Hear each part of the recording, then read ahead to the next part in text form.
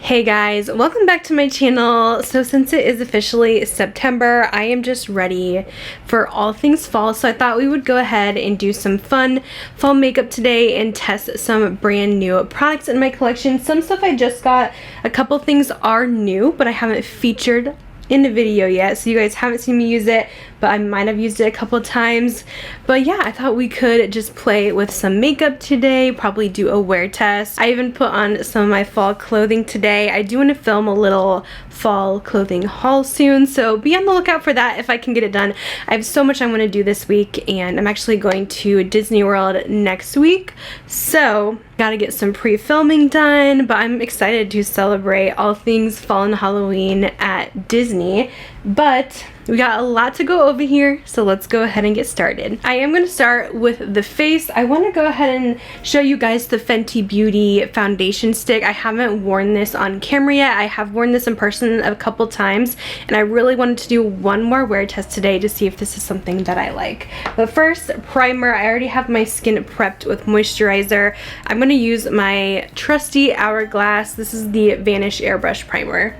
This works with almost any foundation, so I always like to use it when I'm testing something new, just so I know it won't affect the foundation too much.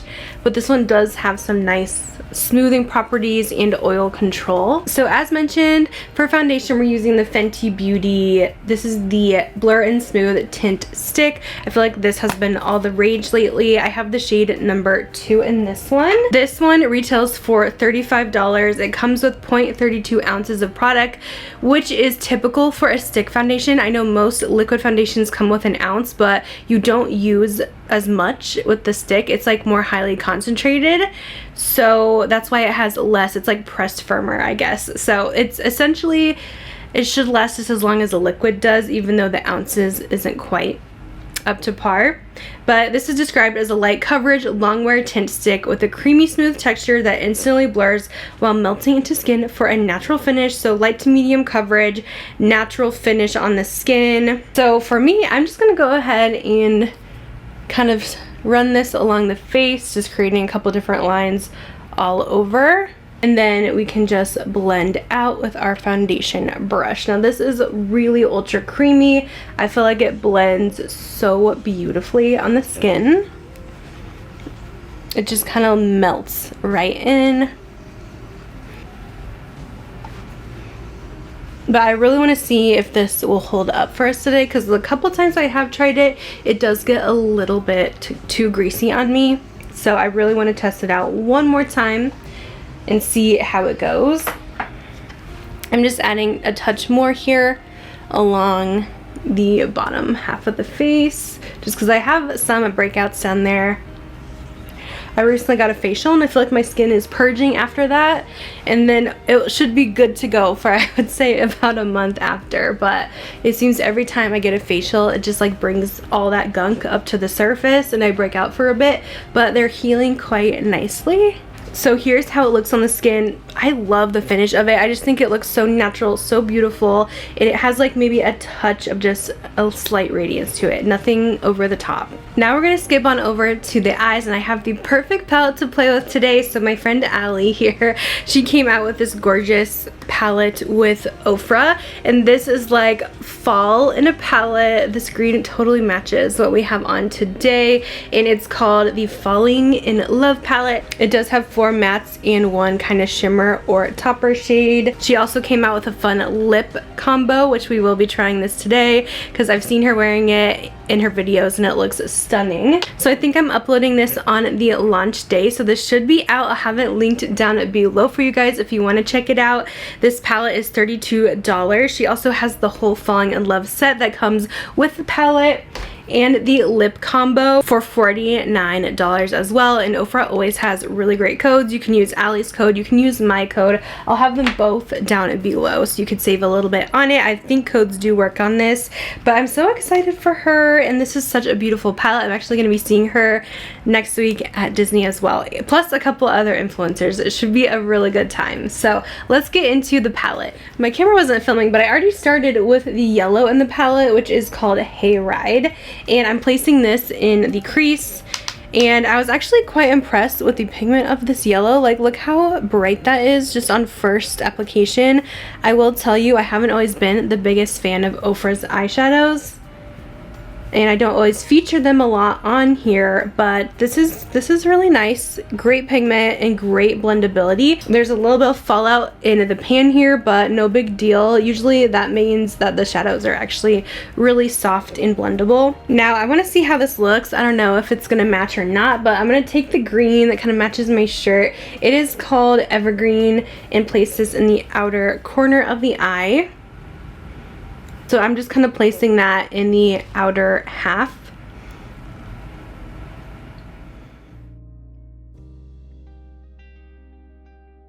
I really like this green as well. So far I'm really impressed with these mattes from Ofra.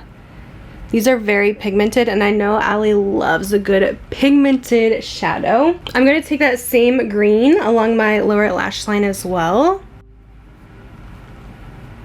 just to blend it all and have a little smokiness. Now let's pile on the shimmer. I'm gonna use my finger with this gorgeous shimmer topper called White Pumpkin. Oh wow, this is beautiful. Yes, Ali definitely did a great job on this palette. This is one of the best Ofra shimmers I have seen before. This does have some glare to it, so I'm getting just a little bit of fallout here underneath, but I love this shimmer. This is absolutely beautiful.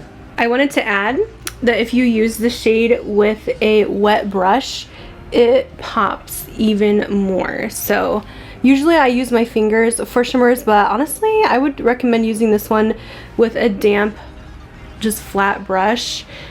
It just shines so beautifully. Next up is concealer. We're gonna clean up a little bit under here, cover some of these dark circles I have, and I'm using the Makeup Forever. This is the HD Skin one. This is one of my newer concealers.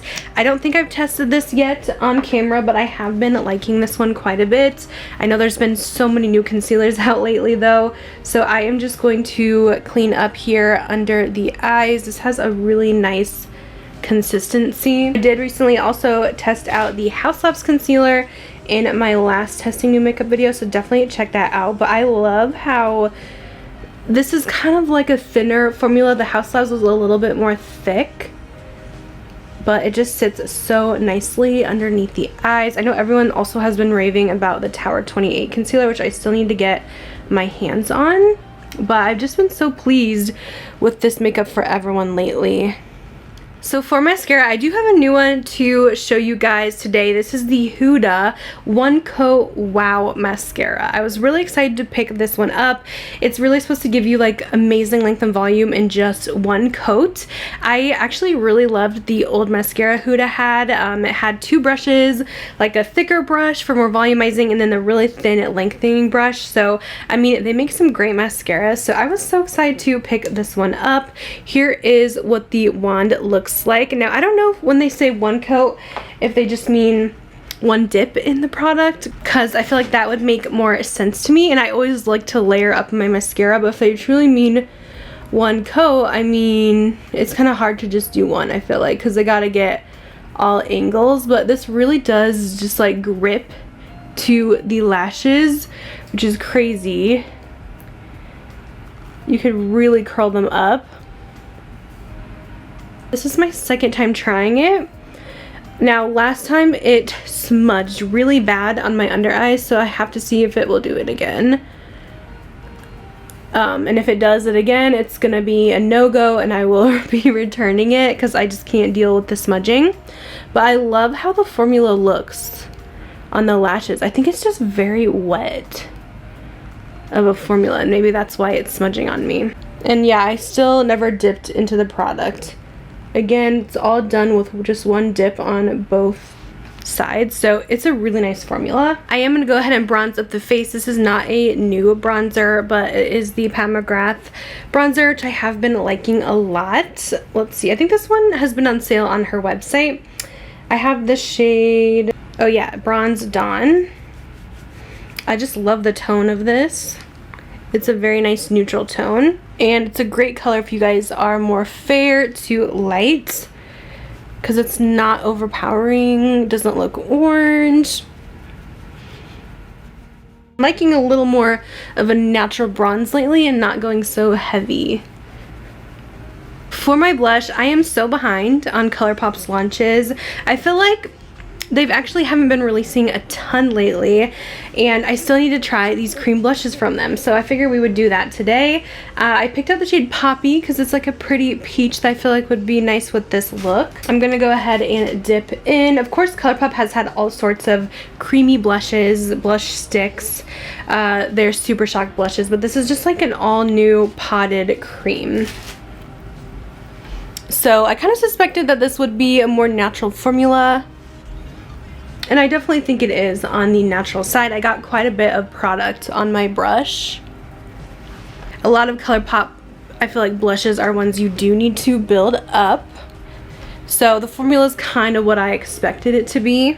They aren't patchy, they aren't lifting anything, which is great. Sometimes their blush sticks are so patchy on me, but this is really pretty and nice and buildable. I'm gonna powder it with Huda setting powder. This is pretty much what I use on the daily, and I set the entire face with this. So now we are on lips, and we're gonna go ahead and use Ali's lip products here. So she came out with a liquid lip, which I love the Ofra liquid lips, and also a gloss. These are gorgeous colors, and they're both named after her dogs. We have Kaya and Koa. So let's start with the Kaya liquid lip. I'm not gonna use a lip liner, but this is such a pretty, almost brownie nude. And I'm just going to carefully go along the lines here. It's kind of like a caramely nude with a little hint of orange in there. So that is the liquid lip in Kaya. This goes perfectly with the tones in the palette. And then let's top it with this gloss, which is a really pretty kind of sparkly brown nude in Koa. How pretty is this lip? I feel like I'm always looking for a good lip that goes well with greens. I think this would go well with like purples even.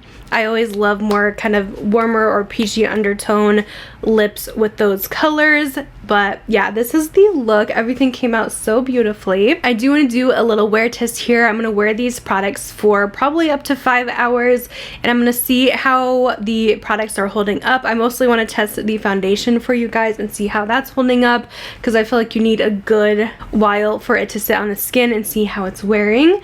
But yeah, here's how it came out, and I'll see you guys in a bit. Okay guys, I am back. I have had this makeup on about 6 hours. I've been filming and editing all day long, so I really haven't been doing like a whole lot of moving. Haven't been outside, haven't been sweating, but I mean, I think we're a little oily or greasy looking, but let's go over these products real quick. So I've really been trying to make this Fenty foundation stick work for me because I just love how it looks when I first apply it, but it just unfortunately does not hold up on my skin.